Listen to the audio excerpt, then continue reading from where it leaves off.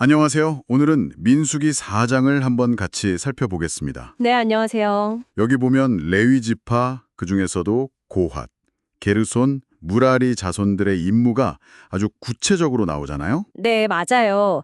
성막을 이제 이동하고 관리하는 책임을 어떻게 나눴는지 상당히 상세하게 기록되어 있죠. 이게 뭐랄까 고대 물류 시스템 설명서 같기도 하고 또 종교 의식 지침서 같기도 하고 그렇습니다. 그쵸. 특히 그 거룩함을 다루는 방식, 그리고 그에 따른 아주 엄격한 규율들이 인상적인 부분입니다. 그럼 먼저 고핫 자손부터 볼까요? 네, 이들은 30살부터 50살까지 회막 봉사를 하는데 임무가 정말 막중해요.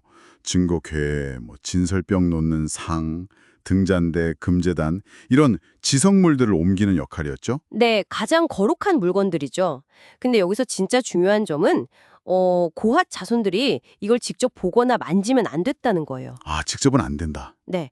아론과 그 아들들, 그러니까 제사장들이 먼저 들어가서 성물들을 다 이렇게 덮고 또 운반용 채를 깨고 준비를 다 끝내야만 했어요. 그 후에야 고앗 자손들이 와서 어깨에 멜 수 있었다는 거군요. 그렇죠. 만약에 그걸 직접 보거나 만지면 죽는다는 엄중한 경고까지 있었으니까요. 와, 정말 엄격했네요. 이게 바로 그 거룩함에 대한 경외심, 그리고 함부로 접근할 수 없다는 어떤 위계를 보여주는 거죠. 각 성물을 어떻게 덮는지도 근간이 구체적이던데요. 네, 맞아요. 증거계 같은 경우는 뭐 청색 보자기로 덮고 그 위에 또 해달 가죽으로 덮고 이런 식으로요. 그리고 제사장 엘르아살은 등유나 향, 소재물, 관유 같은 세부 품목들하고 장막 전체 운용까지 감독했고요. 네, 총괄 감독 역할이었죠. 정말 빈틈없는 관리 체계였어요. 정말 그렇네요. 자, 그럼 이제 다음으로 게르손 자손은 어떤 임무를 맡았나요? 게르손 자손도 이제 같은 나이대 30세에서 50세까지 봉저했는데요. 네, 이들은 성막의 휘장들, 또 덮개들, 그리고 뜰의 휘장과 문, 뭐 이런 것들과 관련된 줄들, 기구들, 이런 것들 운반했습니다. 아, 그러니까 성막의 좀 더 외부적인 부분들, 덮개나 커튼 같은 것들이군요. 네, 그렇죠. 성막의 뭐랄까, 외피라고 할 수 있겠네요. 이들의 모든 활동은 아론의 아들 이다말의 감독하에 이루어졌습니다. 역할 분담이 아주 명확했군요. 이다말의 감독하에. 네. 그럼 마지막으로 무라리 자손은요? 이분들은 또 어떤 일을? 무라리 자손 역시 같은 연령대나 봉사했고요. 이들은 성막의 뼈대, 그러니까 구조물을 담당했습니다. 구조물이요. 아, 널판이나 기둥, 받침 같은 것들 말인가요? 네, 맞습니다. 널판, 띠, 기둥, 받침, 또 말뚝, 줄, 이런 것들이요. 어떻게 보면 가장 무겁고 힘든 자재들을 운반한 셈이죠. 와, 진짜 그랬겠네요.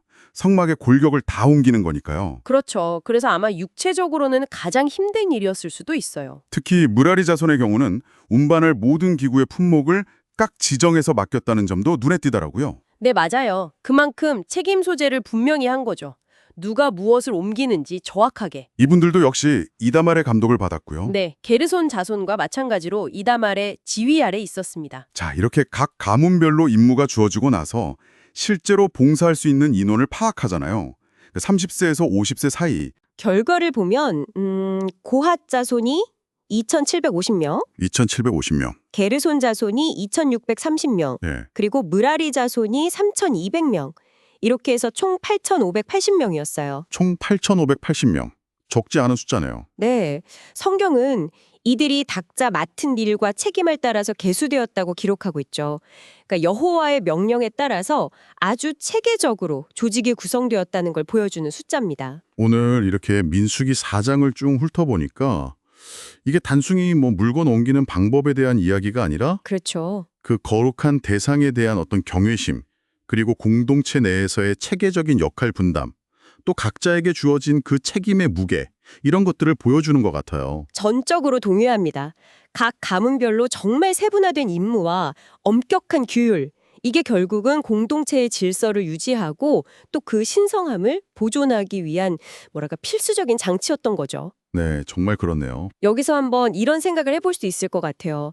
이렇게 세밀하게 규정된 역할과 책임의 분담이 오늘날 우리가 속한 여러 공동체 안에서 각자의 역할을 수행하는 방식에 대해 어떤 점을 시사할 수 있을까 하는 점이죠. 아, 좋은 질문인데요. 각자의 자리에서 책임을 다하는 것의 의미를 다시 생각해 보게 되네요. 네. 그런 점들을 한번 고민해 보시는 것도 좋을 것 같습니다. 다음에 더 흥미로운 이야기로 찾아뵙겠습니다. 네, 감사합니다.